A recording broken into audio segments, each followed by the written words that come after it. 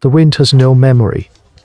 It scours the granite tors of Wrangel Island, just as it did when 1,000 giants like him stood with their backs to the gales. But now, there is only one. He is a mountain of rust-colored hair and deeply grooved ivory, a living fossil in a world that has already written his epitaph.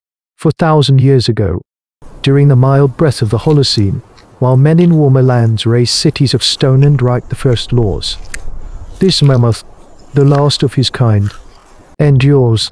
He is an endling, a final, lonely note of a song that has been playing for millions of years. His world is a circle of salt and stone, 80 miles wide. He knows every inch of it. His mind, a vast and ancient map, holds the location of every patch of dwarf willow, every stream that cuts through the permafrost, every sheltered valley that offers respite from the ceaseless wind. This is his intelligence, a profound and intimate knowledge of his small kingdom. He moves with a slow, ponderous purpose, his great, domed head swinging, his instincts, honed over countless generations of prehistoric life, scream for the presence of the herd.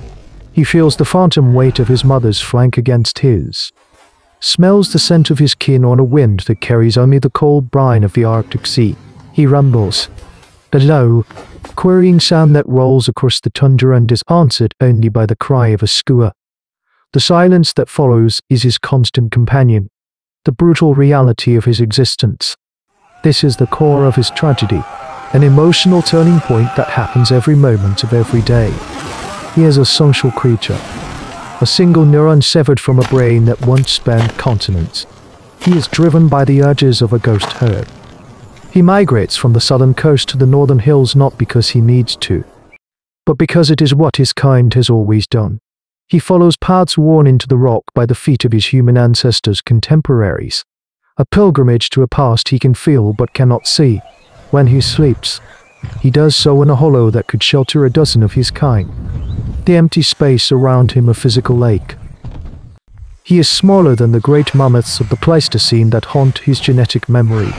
His tusks, while still magnificent, curve at a slightly odd angle. His shaggy coat was a patchy, uneven quality. Generations of isolation on this island refuge have taken their toll. A slow, imperceptible decay.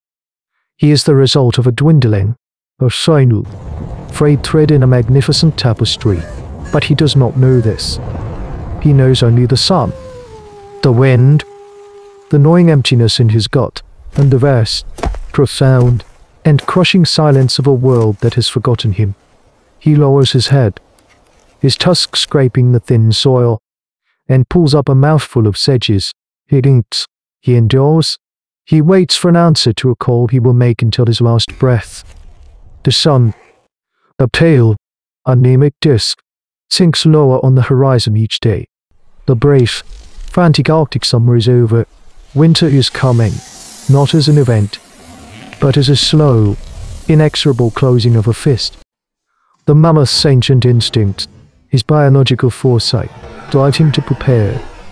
He must build the reserves of fat that will sustain him through the long, dark months of starvation. He moves now with a new urgency, his great, shuffling gait covering miles of tundra each day, seeking the last pockets of nutritious growth before the frost burns them away. The task is monumental, a race against the planet still. This is where the absence of the herd becomes more than a psychological wound. It becomes a lethal, tactical disadvantage. A herd of Mammuthus would work together, a moving phalanx of bodies, sharing the warmth, their combined strength breaking through the ice of frozen streams, their collective memory a library of the best foraging grounds. This is a cruel inversion of the power of community. He has all the social instincts, but none of the benefits. He must face the encroaching darkness alone. He expends twice the energy for half the reward. A single, lonely mountain struggling against the oncoming winter rain. The first snows arrive, not as a gentle blanket, but as a horde, driving sleet that rattles against his coarse fur. He finds a familiar, sheltered cliffside, a place where generations of his kind have waited out the worst of the storms. He stands with his back to the wind, his head low, a solitary, unmoving statue of endurance. But the cold seeps deeper into his bones than it once did. The fat layer beneath his hide is thinner this year. This is the physical manifestation of the genetic bottleneck. The slow, insidious decay of his bloodline. His teeth, worn from years of grinding tough, siliceous grasses, ache with the cold. His digestion is less efficient. His great body, the product of 1,000,000 years of evolutionary perfection for this climate, is beginning to fail him in subtle, cascading ways. He survives the first great storm, but it costs him. He emerges into a world of white silence, his breath plumbing in the frigid air. The land is now a sterile, frozen desert. He must use his tusks as plows, sweeping aside the snow to find the meager, freeze-dried vegetation beneath. The work is exhausting, a constant expenditure of precious calories for a pittance of fuel.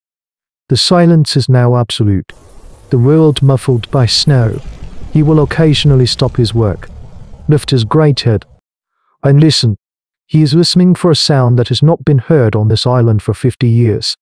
The deep, resonant call of another of his kind. He hears only the whine of the wind across the ice. The loneliness is a physical weight. As real and as cold as the snow, he must move to stay alive.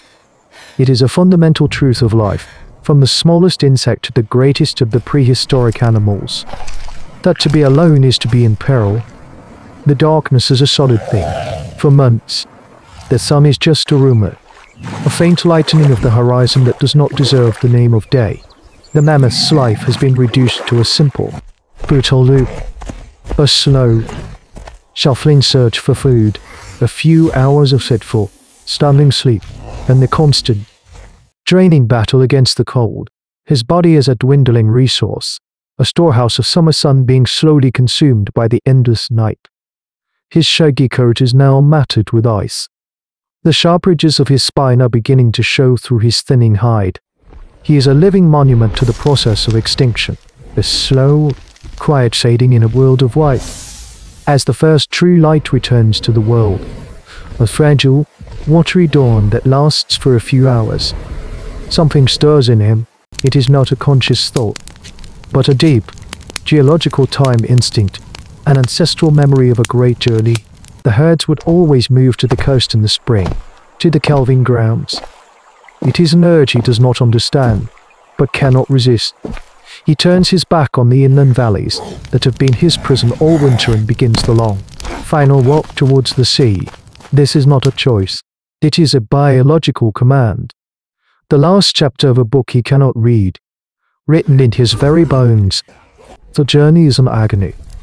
His joints ache, and his muscles, starved for months, protest every step. He crosses a frozen river, its surface groaning under his weight, the sound echoing across the silent landscape. The finality of this journey is palpable.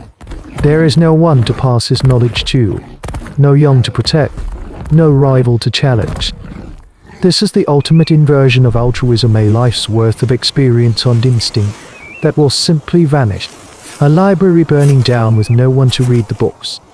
He is the last river of his kind, and he is flowing into the ocean.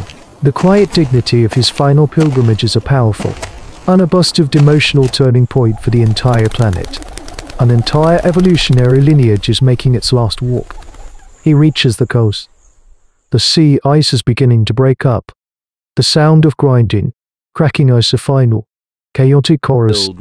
He stands on the black sand of the beach, the wind whipping his ragged fur. He looks out at the grey, churning water. What is he looking for? A forgotten shore, the ghost of his herd. He does not know.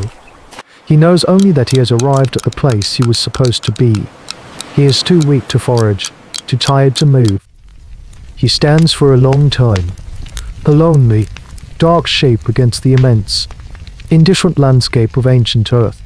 Then, with a slow, ponderous grace, he kneels.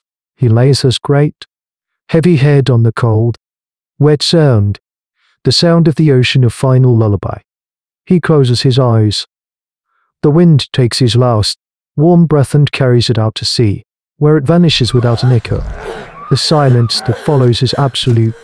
A story that began in the warm dust of the Pliocene has ended here, on a cold, lonely beach in the Arctic. The book of the mammoth is now closed. What we have just witnessed is the quietest, most profound event in the natural world, the moment of extinction. It is not a dramatic, fiery apocalypse. It is a slow, lonely fade. It is the sound of a door closing in an empty house. The death of this last mammoth was not the end of a single life, but the end of a million-year-long conversation between a species and its world. The field of paleontology is built upon these final silences, these last, unrecorded moments.